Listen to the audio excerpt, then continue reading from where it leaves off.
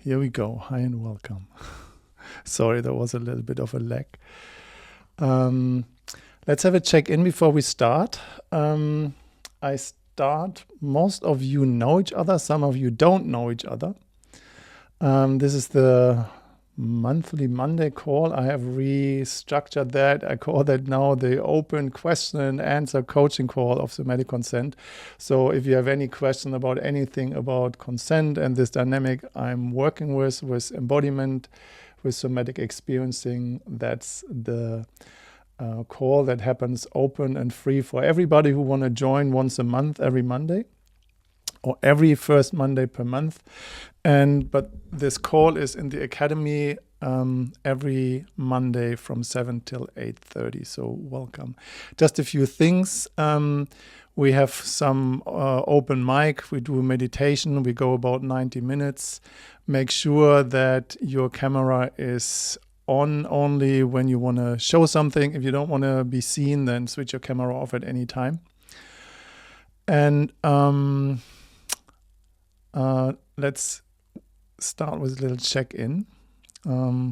Everybody knows me. My name is Matt. I'm really excited to be here today, and I have prepared a lot of stuff, but my computer said no, so and we have what we have, and I deal with what is possible. So that's me for now. Let's have a check-in. Who would like to go next? Please feel free to unmute yourself and just speak what you want to say.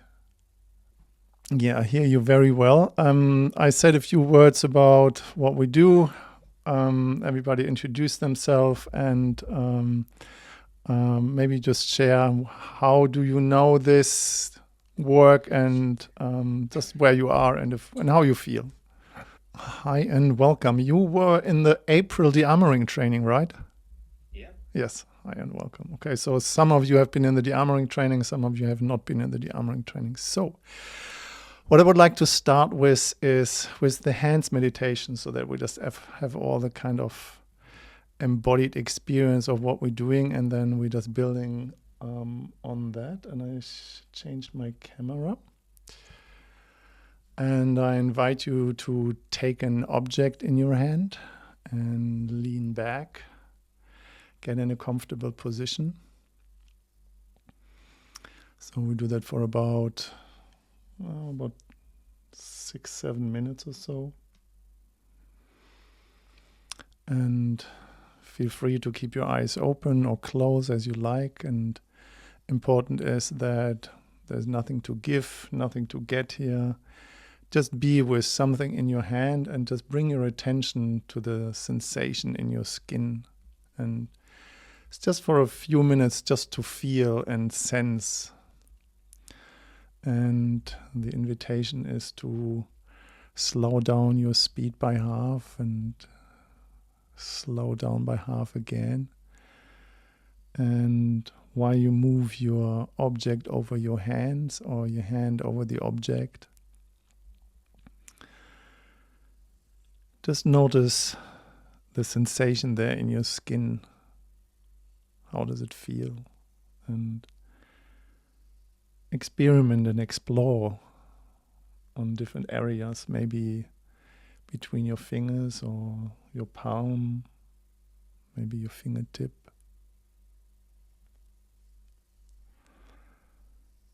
And when you find a spot somewhere where it feels pleasant and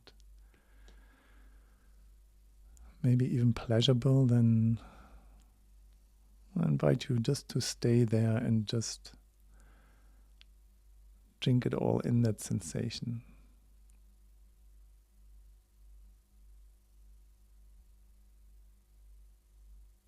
So nothing to give here, nothing to get, nowhere to go. Just for a few moments, just to sense. It doesn't matter what the object is.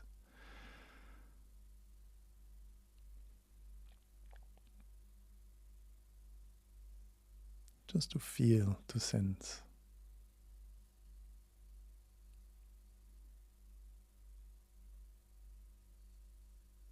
And if your mind wanders, that's fine. That's what the mind does. Bring your attention straight back to the sensation there in your skin, in your hands. Just because you can.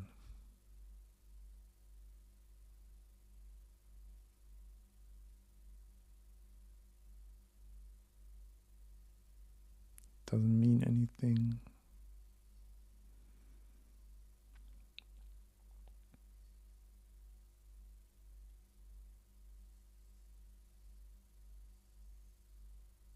The feelings coming up or emotions, that's fine too. Just allow.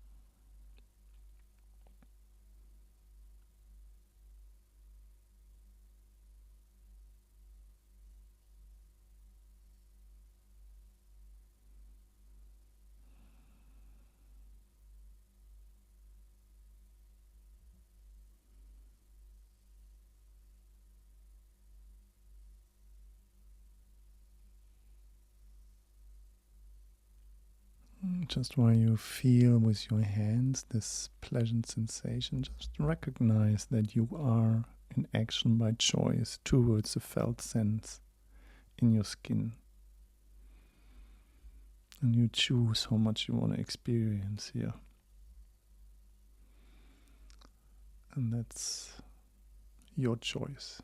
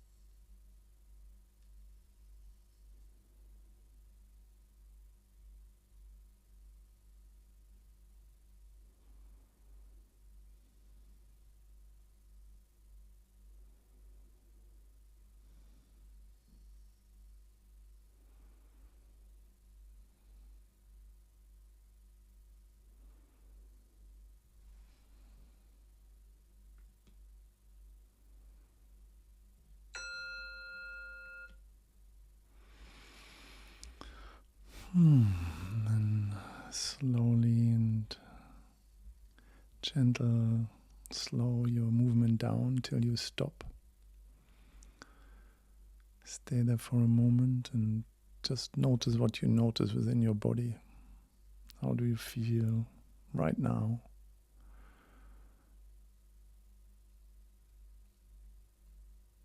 What do you experience within yourself?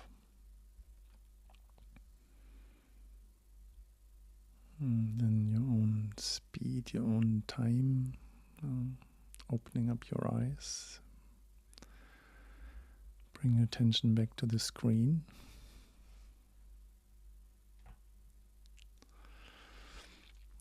And anything that you have experienced, anything that has been coming up, anything that you feel is welcome.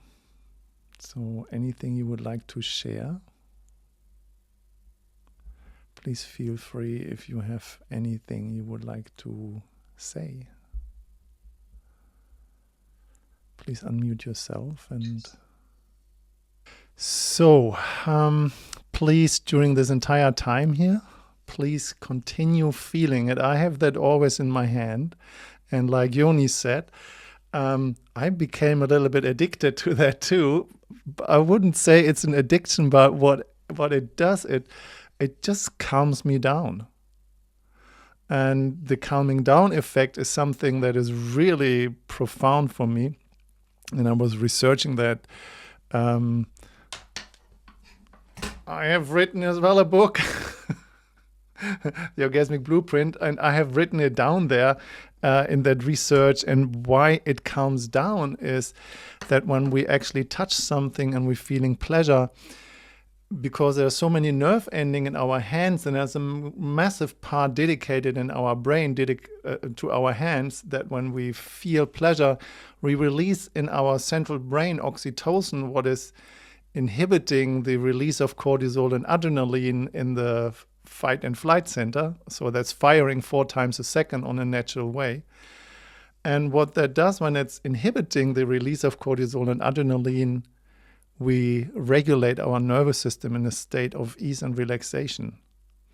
And there are so many different experiences that I have heard with people what is happening, and it's just fascinating. So I've just mapped out the entire autonomic nervous system and the somatic nervous system to really understand and to deliver that. But I could just talk for hours about that, and I could not replace the experience that you had just touching this for 5 minutes in your hands. Yeah. So this is kind of this meditation, the hands meditation, is the core of this entire body of work of somatic experiencing. This is where it starts, and you have done a massive task. Your nervous system has been in action, so you were doing something by choice. Of course, it was kind of announced, but you have done something by choice towards a felt sense of pleasure. And when you are in action, so you do something, even it's micro movements, you activating your motor division of your somatic nervous system. So everything that is based on action. And when you sense at the same time and feel with your skin, you activate the sensory inflow that is arriving in your feeling center in your brain. So you are in action and feeling at the same time. So you activate both parts of the somatic nervous system, the afferent and the afferent dynamics, so the inflow and the motor at the same time.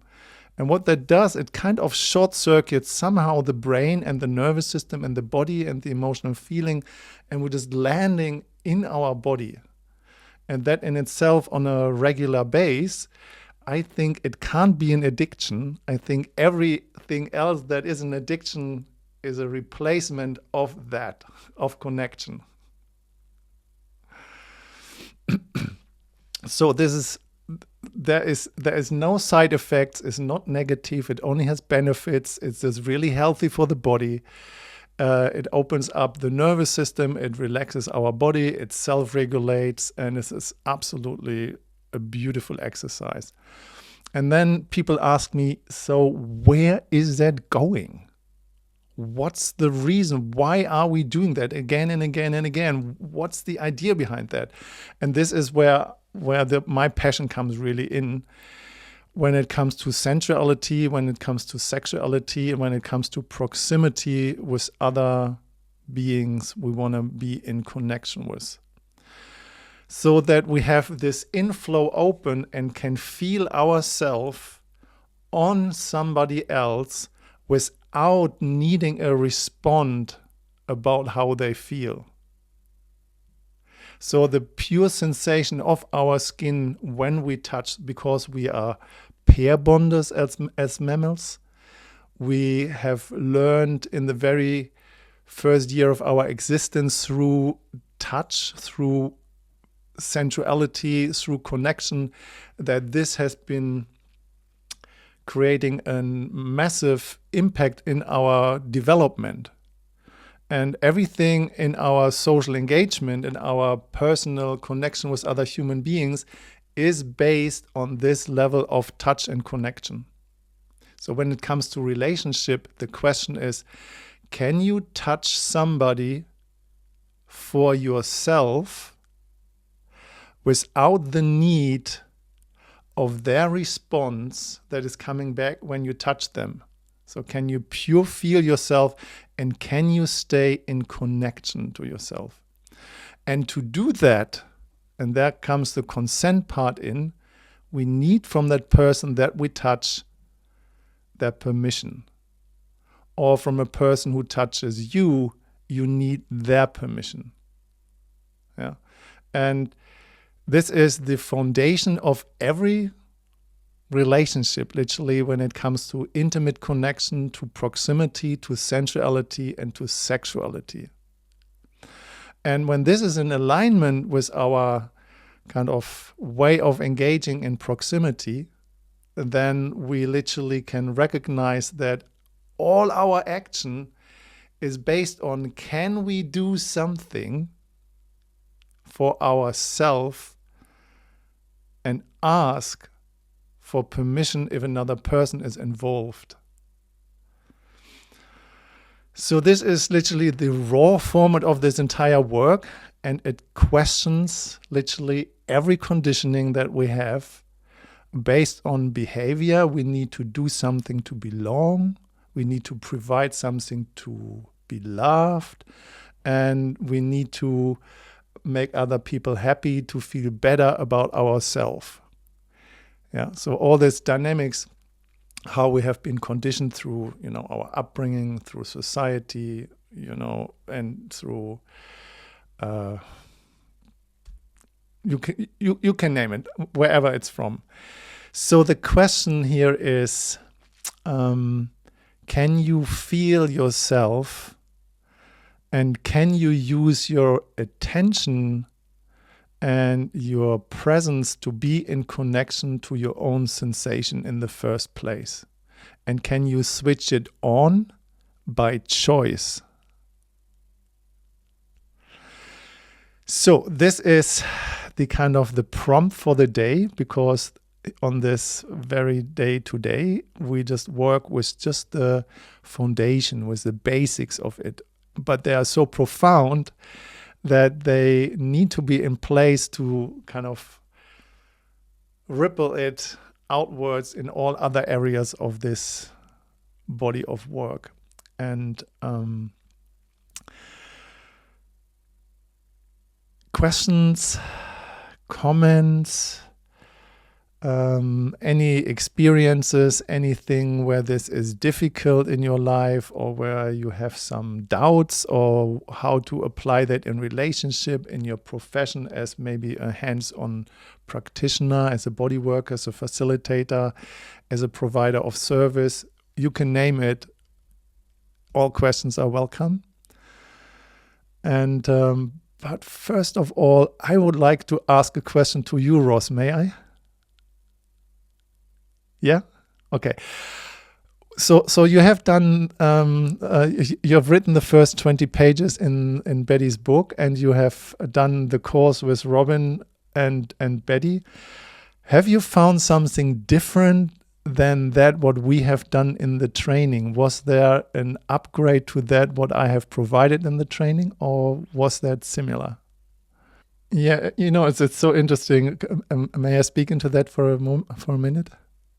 We have done that in the training the first very day, when I ask you to touch an object and then feel up the room and go in action to feel yourself, where I said the first day is you don't provide to anything to anybody. You just only go in action for yourself and feel that you know what receiving is when you are in action, even though when you touch another person, that you then know what giving is when you touch another person. But then it comes, along the training after, 6, 7 days, when we're just going in different things, when we are in a de-armoring session or when we're going into de-armoring, none of these dynamics are in its essence important anymore, because in a de-armoring session we are on an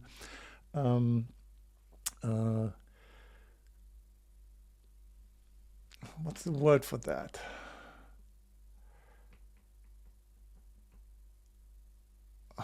I lost the word. On a metacognitive dynamic. So we meta on meta level, where the action of giving and receiving and doing and being done to can easily merge into this dynamics of, we give because we love and care, and at the same time shadows can come up.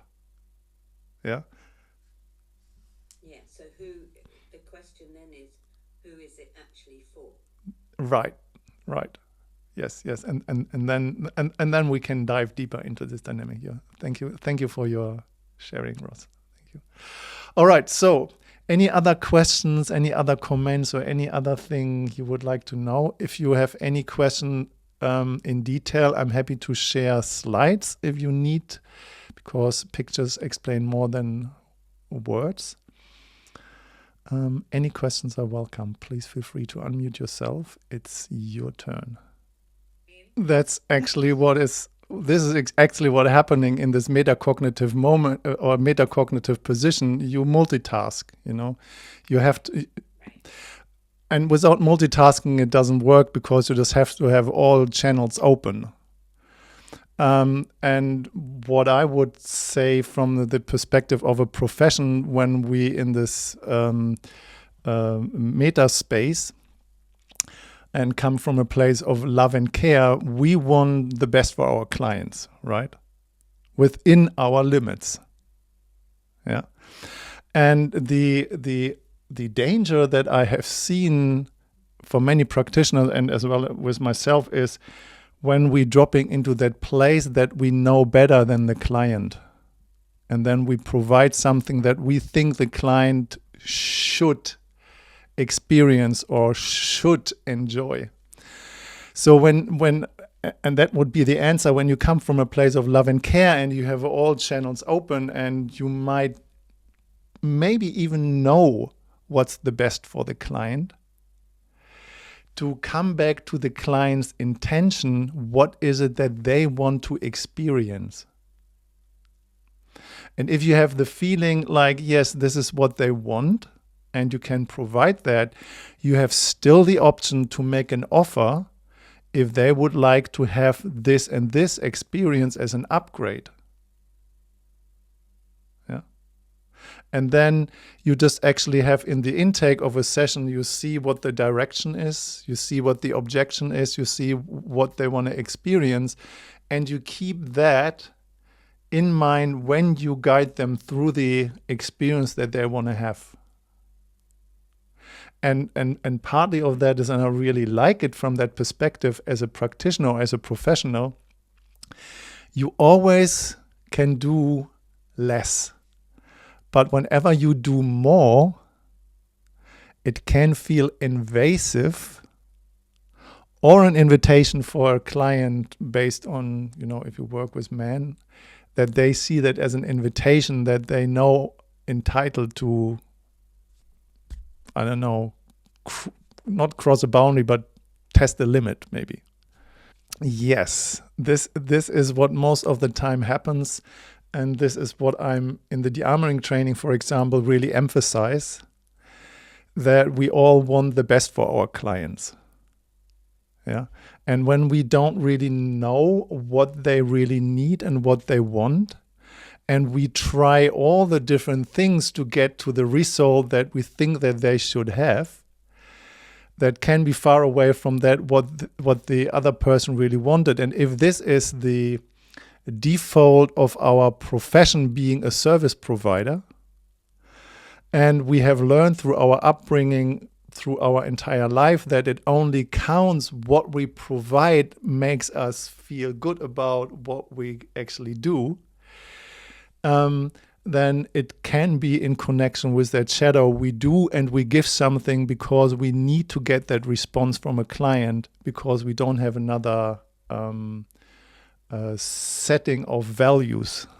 Yes, and resentment is a really interesting indicator. A resentment is an indicator for an unfulfilled expectation.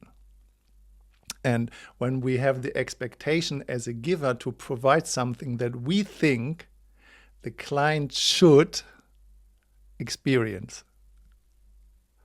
I've been in that place. Yeah, I know exactly what you're talking about. It's this typical thing in a session when it comes, and I've experienced that in my beginning of consent work, that I became really rigid about the 4 dynamics. Yeah. And my rigidity was about that I only do something to a person if they ask me for that. And or they have permission to touch me the way how they want to touch me in the place of, they receive while they are in action. And if they can't go in action and receive because they don't have the inflow really embodied, or they come from a place of, well, I am here in a session with an expert and the expert has some experiences about what you could provide. Yeah. And I have been in situations where something similar happened, what you described.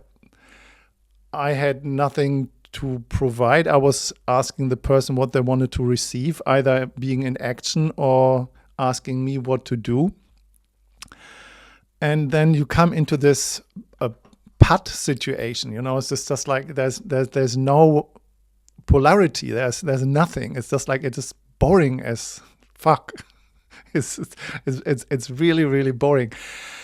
And when you see this 4 different dynamics, I do what I want, I do what you want, you do what you want, and you do what I want. Yeah. When you see it from this 4 perspectives, you completely miss the roots and the core where these 4 dynamics are from. And they're from the 3-minute game. They're coming from a BDSM workshop. And in a BDSM workshop, this dynamic, I do what I want, is in the first place not dedicated to the sensory inflow. It's dedicated to the position of the Dom, who is in the position of power. And the roots of that work from Harry Fettis, the way how he explains that is that to surrender to somebody in a position of power, you have to give your power to a greater power than yourself. So that the Dom, the person in power, is giving their gift of power to the person to surrender to save their sanity. This is the theory around that. So when you are in a session and you have clients in your environment, if you want it or not, you are the person in power.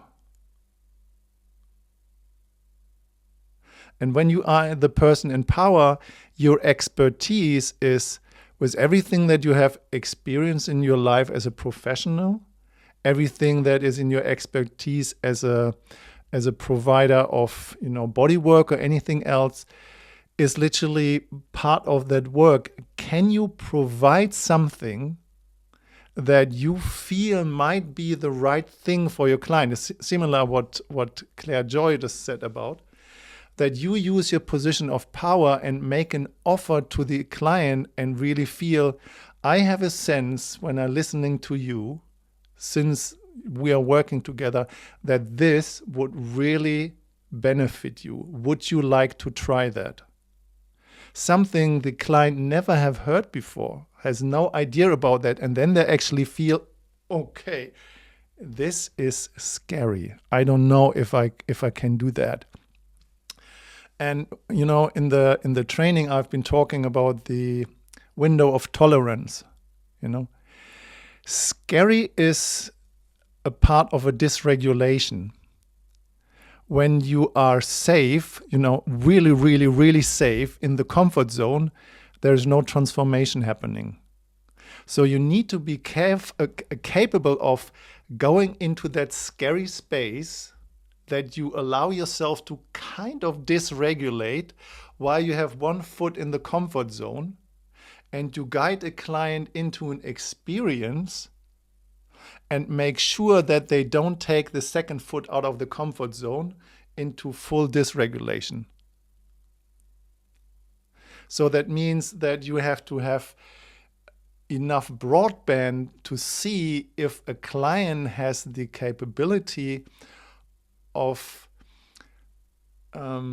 experiencing what you're providing there, or if they're shutting down or dysregulating, so that you keep them in a place of they experience something that is not on the menu.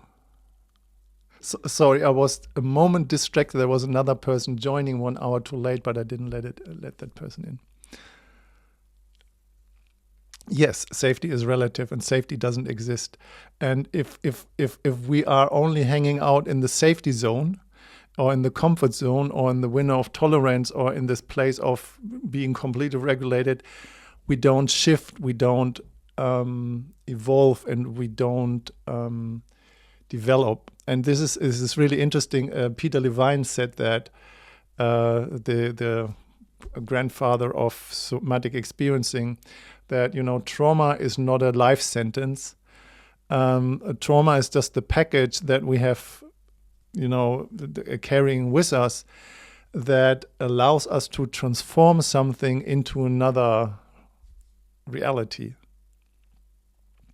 And without this experience of dysregulation or trauma, transformation won't happen. Yes. The first thing is, you never ever convince anybody into anything. Yeah. So what you do is you make an invitation. An invitation allows another person to make a choice. And if the other person can't make a choice, then they are already so dysregulated that they actually... Yeah, they're already both feet out. So you just need to make steps backwards in this regard. Yeah.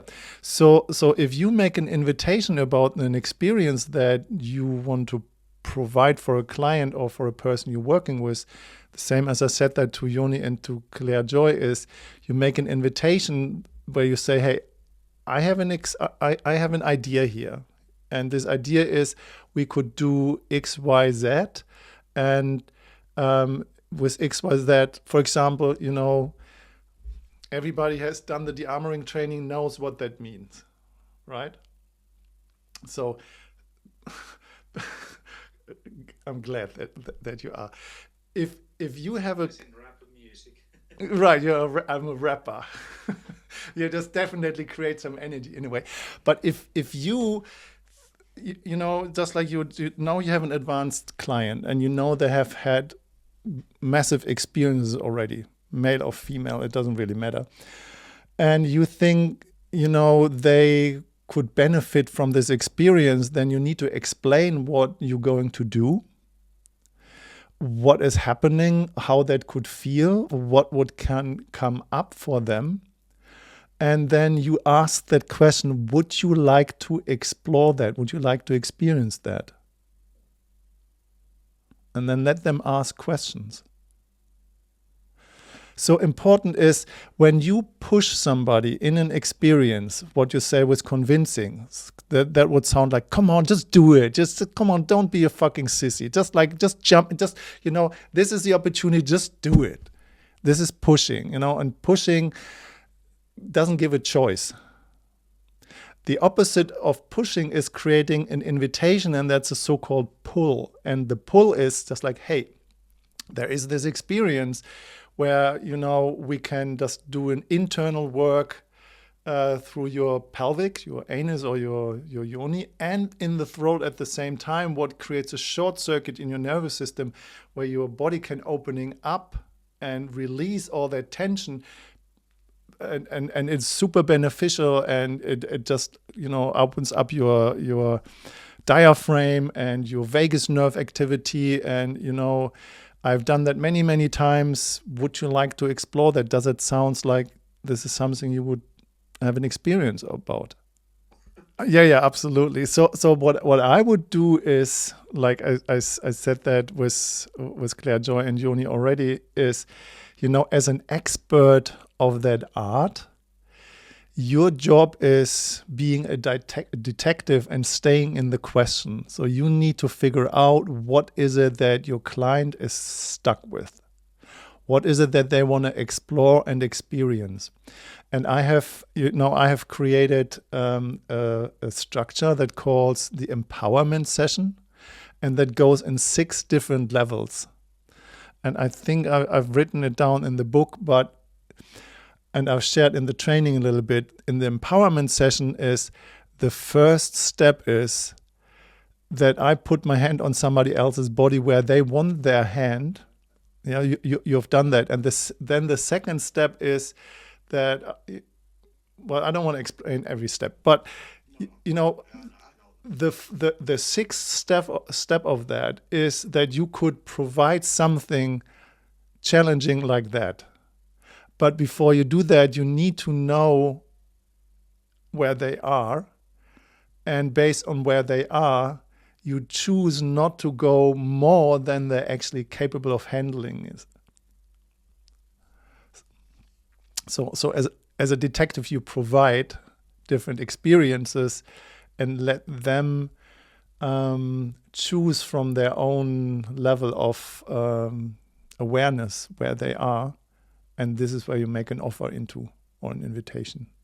Yeah, I would agree to that, as long people have the choice and they want to experience, deep tissue work, and it comes with pain to some degree. As long people have the choice, or as long I have the choice, I actually love it. That's a really good question. It might be, but if you have no access to sensual pleasure, and if you have no access to sensuality, and if you have no access to really vulnerability and intimacy, I think if you only choose pain, then it's a form of masochism. But if you have, or if the client has access, for example, if they can feel the object and they have access to this sensory inflow, and they can feel your hand, and they just like, yeah, that's easy. But I just want to go deep in my tissue. I just want to have, I have these areas. I just really want to release tension there. Can you help me with that one? That means when you say, yes, I can help you with, are you a sadist if you cause pain? I would kind of stick to that explanation that I just did when there's an access point to sensuality and sexuality. It's a different thing if somebody is asking for deep tissue and pain.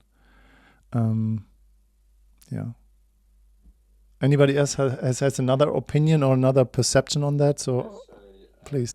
Yeah, when you were speaking, something was just clicking in for me. That is, if you have a sadist and the masochist working with each other, what is a BDSM dynamic? Literally, when it comes to, there are professional dynamics in there.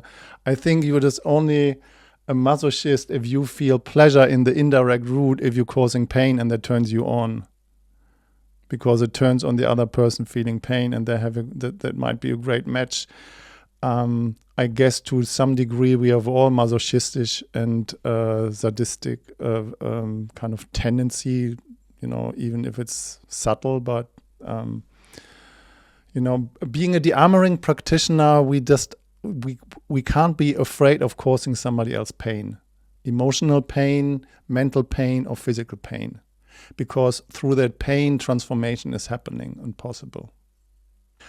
This is a great question. What comes in my mind is probably 5-6 points came into my awareness, and I just want to try to tie them together without making it too complicated. So first of all, whatever your practice is, I would highly recommend that you map it out into this direction, that you really love what you do. Yeah. And the parts that you don't resonate with anymore, raise your price. If you do them, that you actually feel comfortable with providing it. So this is one piece. Another point is, I know through my own practice that I had a lot of people coming into my practice, mostly women, who looking for sensuality by avoiding being sexual. Yeah, it is like as if there is a massive resistance and a massive trauma and a massive experience. This is this kind of people who coming into the Tantra field who say, well, Tantra is not about sexuality, it's about presence and being in connection, the white part of Tantra. And they're avoiding sexual proximity on any cost. And then you have the other side of the spectrum that are mostly men who are completely sexually focused. They're goal-oriented. They are looking for the gratification and for the satisfaction. They are completely on the dopamine satisfaction pathway. They think that sensuality, in the best case, is a foreplay to sexual gratification. So they have no access to sensuality because everything is based on gratification. Yeah. And there's a massive spectrum in between that even people who are sensually activated but avoiding sexuality on any cost, they need to get through this resistance of their sexuality. And on the other side, the same thing. People who are only sexual focused for the gratification and the goal, they need to let this goal go and have to have an experience like cuddling based or sensuality or anything proximity that is intimate, that has not even a taste of sexual flavor to it. And that's the art form of you as a practitioner. Where do you want to position yourself? Yeah.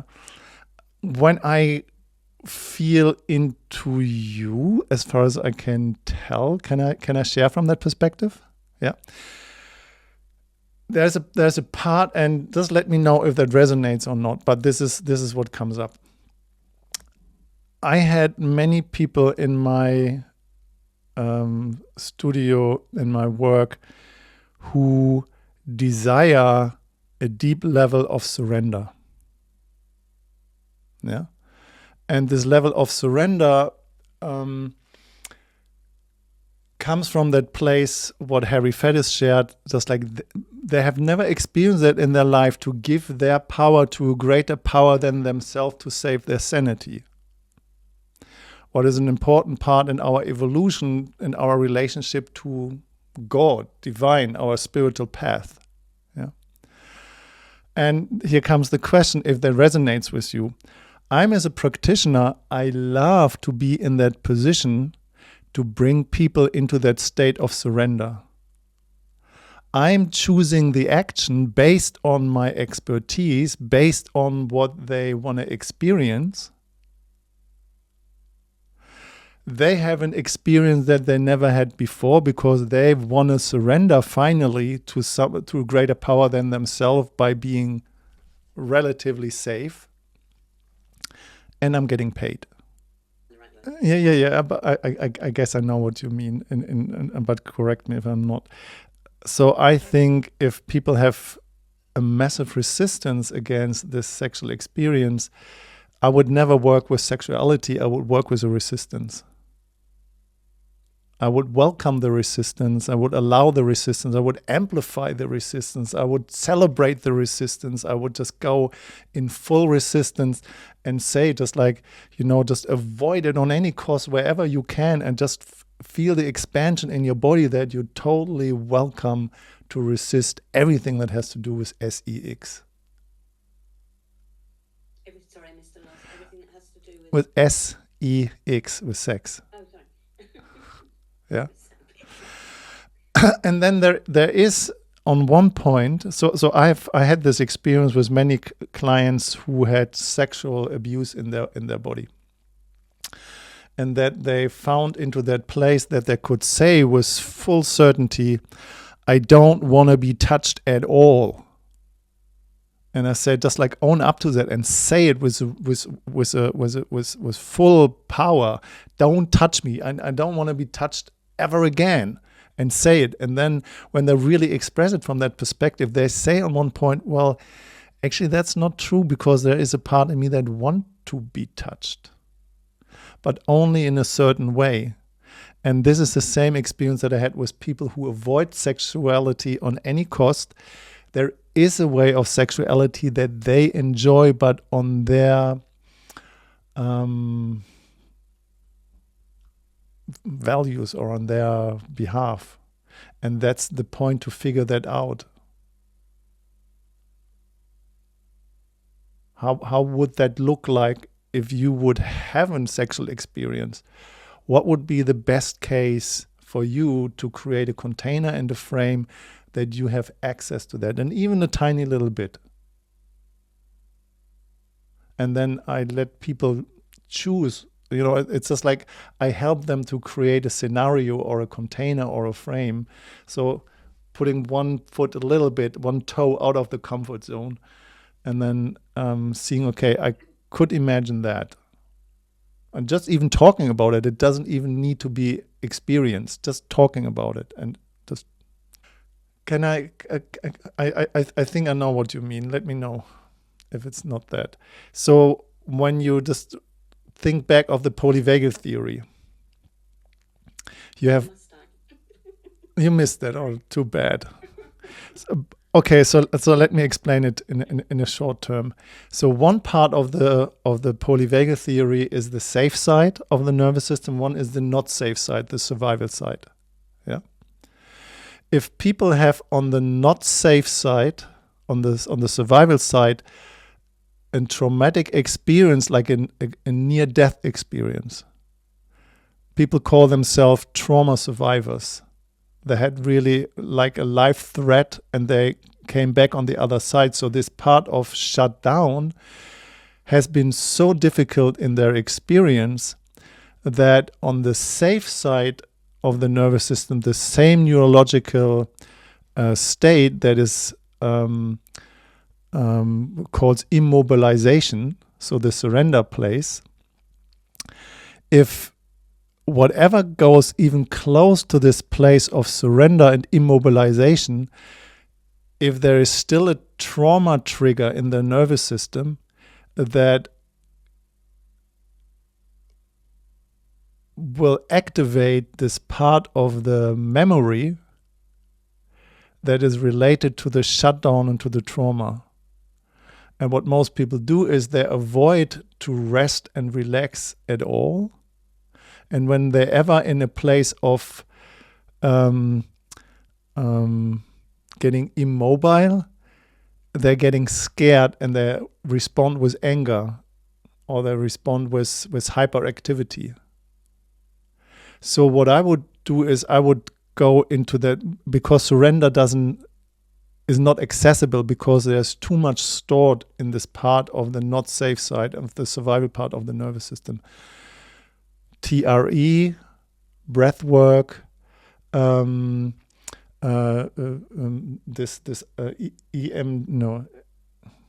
eye movement thing, EMDR. The link of the academy. Some of you are in there already. Some of you don't. Some of you would like. So what we do is we have every Monday this call here where everybody can join and ask questions and just connect. There is the book as an EPUB. There are different online courses. There's once a month a consent lab and different other offerings. So I have the cheapest possible subscription, what is about close to 400 euros for a year. So that means you can join, 50 calls plus 12 calls for the consent lab. So you just pay about, €7 for a call or something. This helps me to maintain the cost of Mighty Network and everything else that is related to. If you are resonating with that, there's 1 month to join for free, where you can just use the link. You have to put your credit card credential in, and you can use it for 1 month just to check it out and to test it.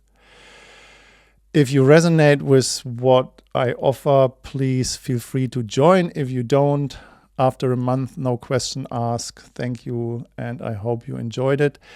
There is another option if you take a lifetime membership that costs $9.97, so it's 2.5 years of subscription, and then it's a lifetime, and you can just be there as long as you like with whatever you want. So this is what most people do after a while, if that resonates with you. It's far away from Facebook.